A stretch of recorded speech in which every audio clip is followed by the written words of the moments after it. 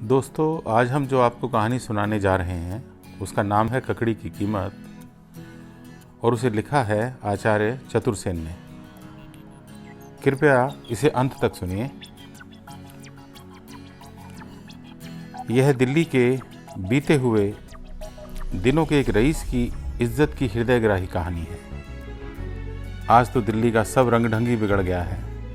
बाजार में, मकानों में, चाल ढाल में, सड़कों में, सब में विलायतीपन आ गया है। जब से दिल्ली भारत की राजधानी बनी है और नई दिल्ली के चकाचौंध को मात करने वाली विचित्र नगरी बसी है, तब से दिल्ली यद्यपि पंजाब से पृथक अलग सूबा बन गया है, फिर भी उसमें बुरी तरह से पंजाबीपन भर गया है।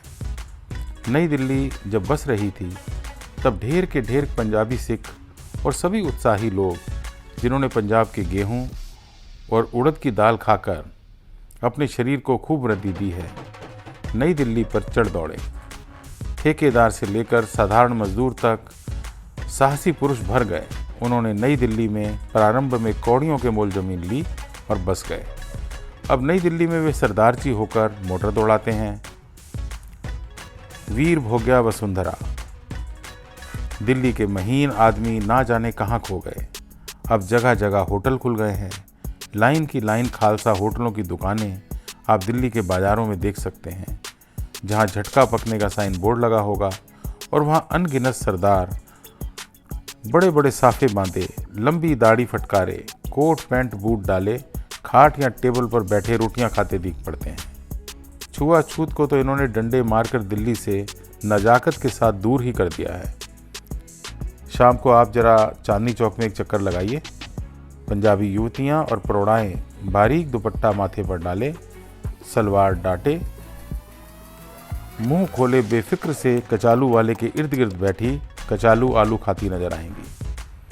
कभी कभी ब्याह शादी के जुलूसों में जौहरियों की वह देहलवी नुक्केदार पगड़ियां कुछ पुराने सिरों पर नजर आ जाती हैं, परंतु नीमास्तीन अंगरखे, वसली के जूते, दुपल्ली दो माशे की टोपी, बगल में महीन शरबती का दुपट्टा तो बिल्कुल हवा हो गए हैं। सर्दे के दामन और सफ़ेद शरबती की चादरें लपेटे अब दिल्ली की ललनाएं नहीं दिख पड़ती। ना अब वे जड़ाऊ जेवर ही उनके बदन पर दिख पड़ते हैं, जिनकी बदौलत 2000 जड़िए और 5000 सुनार दिल्ली से अपनी रोजी चलाते थे। अब तो बारीक क्रेप की फैशनेबल साड़ियाँ, उन पर नफासत से कड़ी हुई बेलें, बिना आस्तीन के जंपर, जिनमें से आधी छाती और समूची मृणाल भुजाएं खुला खेल खेल रही हैं। साथ में ऊंची एड़ी के रंग बिरंगे सैंडल, जूते चांदनी चौक में देखते देखते आंखें थक जाती हैं। देश की इन पर्दाफाश बहनों में सुशिक्षिताएं तो बहुत ही कम हैं।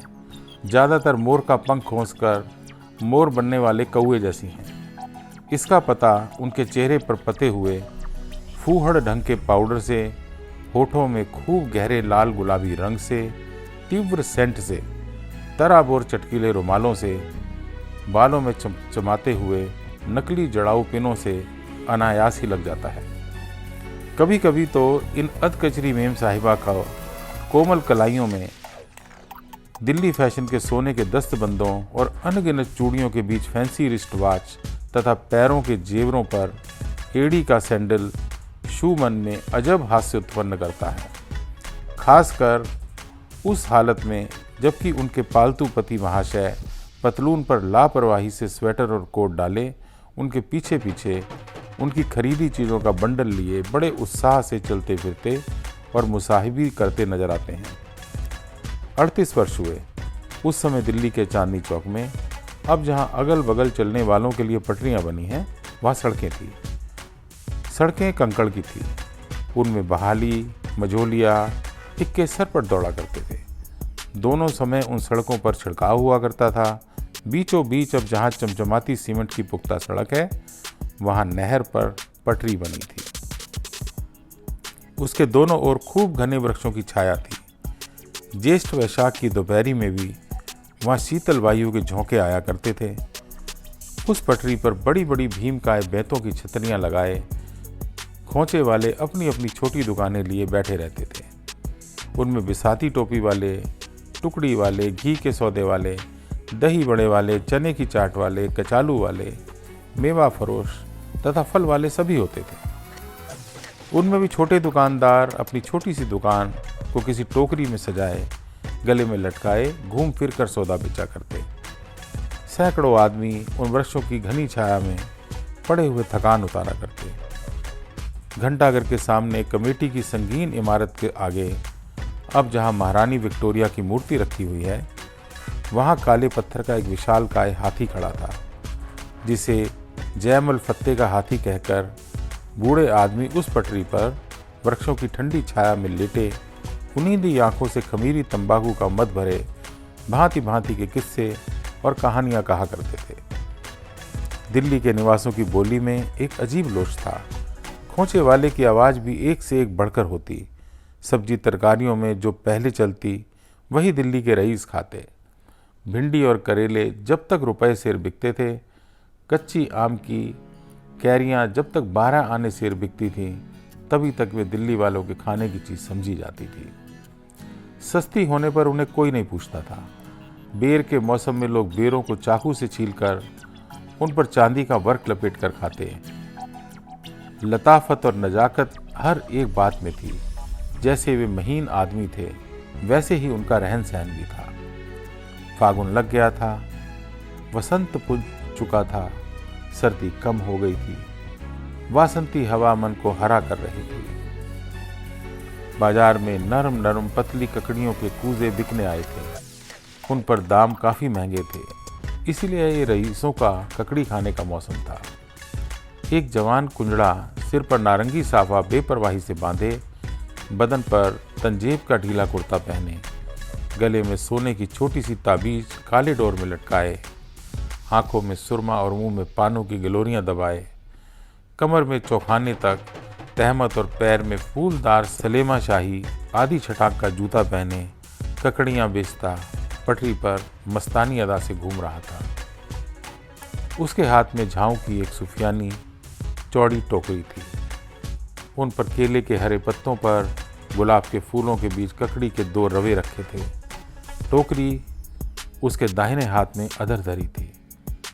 वह अपनी मस्त आंखों से इधर उधर घूमता फिरता, झूमती ललकती भाषा में आवाज़ लगाता, नाजुक ये ककड़ियाँ ले लो, लैला की उंगलियाँ ले लो, मजनू की पसलियाँ ले लो, नाजुक ये ककड़ियाँ ले लो। पीछे से आवाज़ आई, ककड़ी वाले जरा वरे तो आना। उसी भांति मस्तानी अदा में पुकारता हुआ ककड़ी वाला पीछे को फिरा।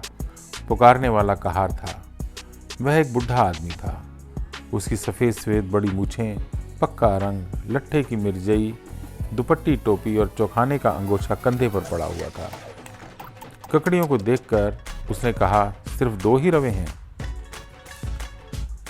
अभी ककड़ियाँ कहाँ?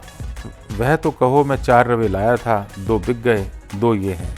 लेना है तो लो, मोल भाव का काम नहीं, चवन्नी लूँगा। बूढ़ा कहार अभी नहीं बोला था।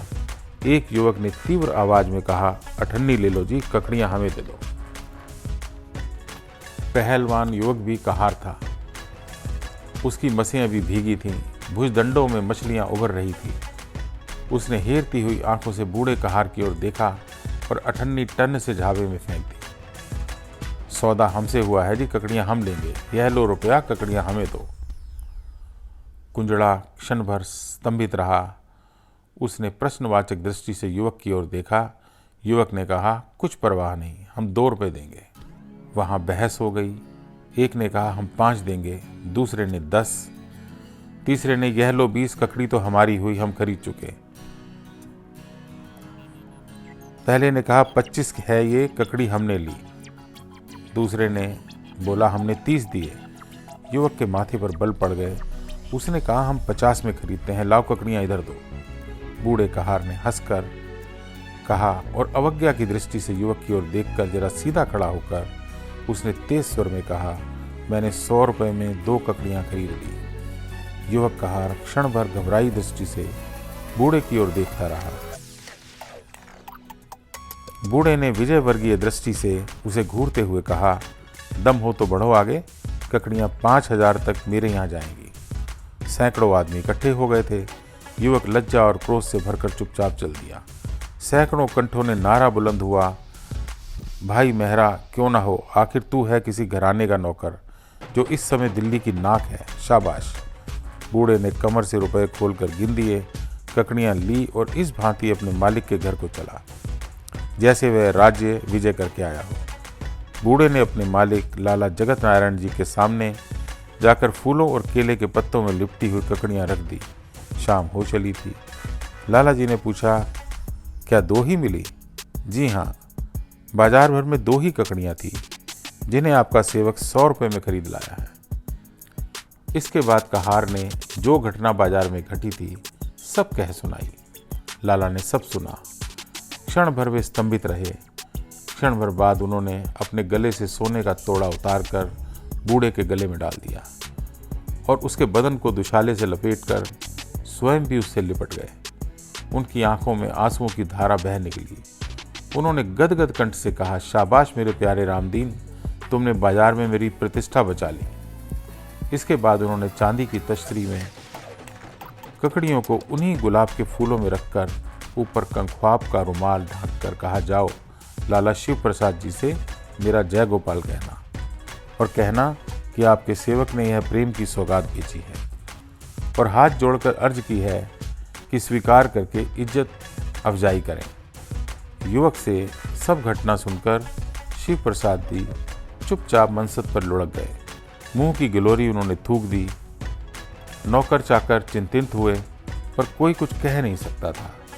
थोड़ी ही देर में बूढ़े रामदीन ने आकर अदब से आगे बढ़कर तश्तरी लाला शिव प्रसाद जी के सामने रख दी और हाथ जोड़कर अपने मालिक का संदेश भी निवेदन किया। लाला शिव प्रसाद जी चुपचाप एक टक तश्तरी में रखी दोनों ककड़ियों को देखते रहे। कुछ देर बाद उन्होंने ककड़ियाँ भीतर भिजवा दीं और तश्तरी अशरफियों से भरकर कहा, यह तुम्हारा इनाम है, लाला जगत नारायण जी से हमारा जय गोपाल कहना। बूढ़े रामदीन ने झुककर सलाम किया और चला आया। दूसरे दिन सूर्योदय के साथ ही सारे शहर में खबर फैल गई कि नगर के प्रसिद्ध रईस लाला शिव प्रसाद जी ने जहर खाकर जान दे दी है। वे एक पुर्जे पर यह लिखकर रख गए कि बाजार में मेरी इज्जत किरकिरी हो गई, अब मैं दुनिया में मुंह नहीं दिखा सकता। ऊपर जिन 2 प्रतिष्ठित रईसों के नाम दिए गए हैं वे काल्पनिक हैं। आज भी ये दोनों घराने दिल्ली में उसी भांति प्रतिष्ठित हैं। हाँ, जिनका नाम जगत नारायण कल्पित दिया गया है उनके घर से लक्ष्मी रूठ गई है। आज वह विशाल हवेली टूट फूट कर खंडर हो गई है। उसमें जो एक आध कमरा बचा है उसमें अनेक उत्तराधिकारी बड़े कष्ट से कालयापन कर रहे हैं। नीचे के खंडहरों में छोटे दर्जे के किराएदार रहते हैं जिनकी आमदनी पर ही उनका निर्वाह निर्भर है।